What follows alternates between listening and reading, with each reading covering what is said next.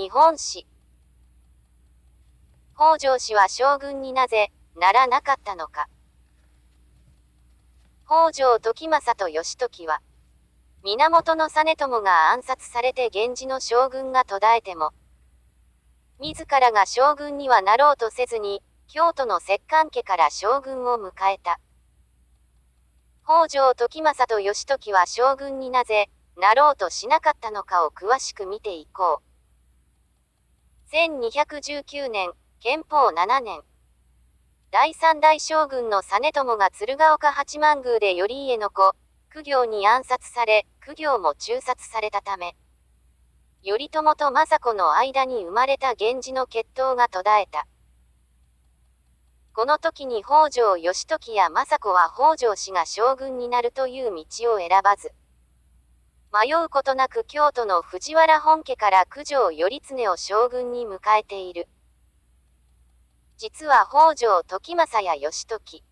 そして政子たち北条氏の人々は、カリスマ的な将軍であった頼朝の存命中から、そして頼朝の死後には頼家、実朝の将軍としての権力をできるだけ取り上げ、北条氏が実権を握れるように着々と準備を進めてきたのである。頼家が将軍となった時は、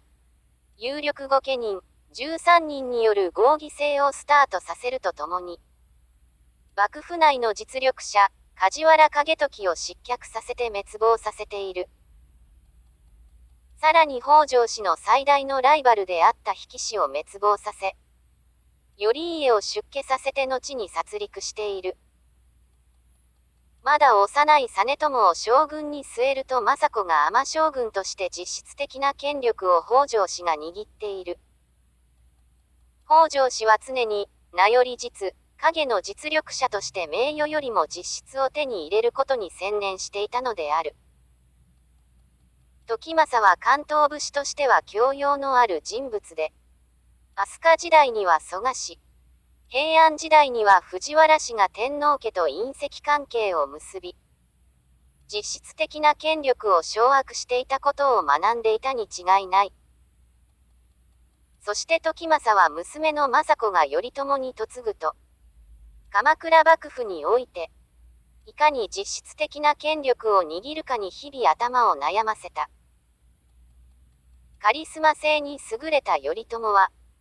関東において一人一人の武士たちと主従関係を結ぶことに成功する。頼朝は挙兵においても、一人一人の武士を別室に招いて、頼りにしているのはそちだけだ。よろしく頼んだぞと武士たちの忠誠心をわしづかみにしている。その結果、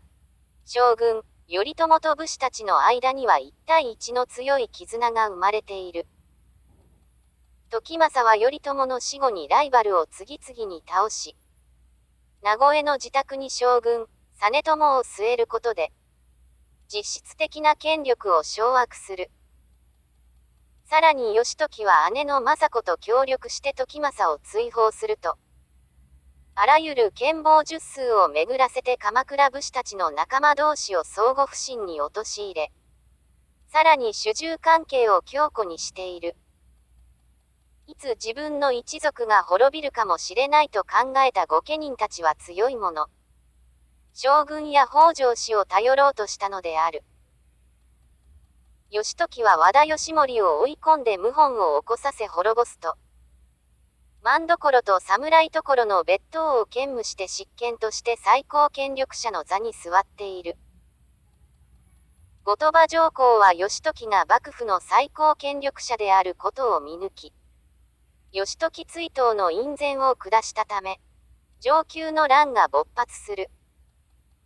この時に鎌倉方が勝利できた理由は、義時と政子が、将軍と御家人たちとの間に結ばれていた強い主従関係、絆を利用したからである。政子は御家人たちには、頼朝へのご恩返しをするのは今しかないと訴え、政子の言葉に奮い立った御家人たちは京都へ攻め上った。その数は朝廷軍が2000余りであったのに対して10倍以上で、鎌倉方の圧倒的勝利で、後鳥羽上皇は隠岐へ入るとなった。義時と政子は、実朝が公暁に暗殺されて源氏の将軍が耐えると、迷うことなく京都の摂関家から九条頼経を4代将軍に迎えている。北条氏は4代、5代の将軍を摂関家から迎えたが、6代目以降になると皇室から迎えて、傀儡としている。朝廷では三位以上は公暁と言われるが、北条氏は朝廷から三位以上の位階を受けなかったが、平家が朝廷から次々と位階を受けたことによって、武士たちと疎遠となった教訓から学んだと思われる。天皇が与える位階などの官位は、天皇からどれだけ身分的に近いか遠いかを示す尺度である。したがって天皇の官位を受けることは、朝廷の価値観を受け入れることであり、天皇を頂点とした社会組織に組み込まれることになる。鎌倉を武家社会の中心地として独立させて、朝廷権力からは距離を置きたい北条氏にとっては、官位はむしろ邪魔であった。後に源氏の名門、足利氏が、ためらうことなく将軍となっているが、平家の出身で、しかも一地方豪族に過ぎない北条氏が将軍になるには、気の遠くなるような労力が必要だったことも確かである。そのため北条氏は並みいる有力御家人たちを蹴落としながら、将軍との姻戚関係を唯一の盾に台頭した。さらに表向きには朝廷に近しい将軍を支える執権として振る舞いながら、将軍と武士たちの強い主従関係を保ち、鎌倉を公家文化に染めないためには、北条氏にとっては、名寄実を取るという距離感が一番好ましかったのであろう。東国の武士たちはみんな、長年にわたって朝廷や貴族たちに奴隷のように扱われ虐げられてきた苦い経験を共有していた。それを知る北条氏が、朝廷とは絶妙の距離を保ったため、朝廷に近づきすぎて取り込まれて、武士をないがしろにした平家を見限った御家人たちも、鎌倉幕府の頼朝や北条氏からは離れず、承久の乱では鎌倉方として朝廷を打ち倒したのである。北条氏が将軍になぜならなかったかといえば、なるのが難しかったという側面もあろうが、むしろ将軍にならないことによって、関東の武士たちに支持されるというメリットの方が大きかったというべきで、さらには鎌倉武士の精神を失わなかったことで、成功を収めたと見るべきであろう。